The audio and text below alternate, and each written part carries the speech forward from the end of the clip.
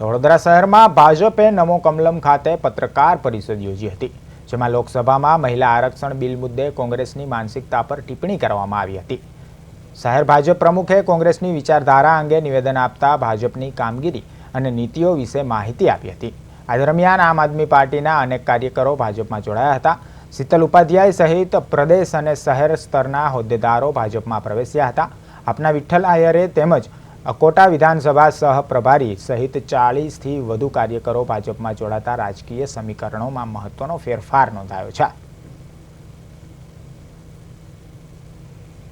ભારતીય સ્વતંત્ર નાગરિક છું અને કોઈ પણ જગ્યાએ જવાનો મારો અધિકાર છે।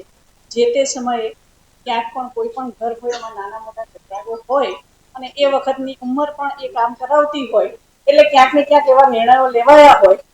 પણ અત્યારે હવે પરિપક્વતાની સાથે અનુભવોની સાથે રાજ્ય કક્ષાના અનુભવોની સાથે પાર્ટીમાં ભલે આમ આદમી પાર્ટીમાં હું નથી પણ એને મને એક જગ્યા પણ આપી હતી અનુભવો લેવા માટેની, એટલે એનો પણ હું આભાર તો માનીશ જ, કારણ કે એ જગ્યા આપી હતી મને। ભલે હયાત છે નથી ને અમારાથી હતી અલગ વિષય છે, પણ એનો પણ હું આભાર માની અને એટલું જ કહીશ કે ઘર વાપસી એટલે કે દીકરીની પાછી આ ઘરે વાપસી થઈ છે।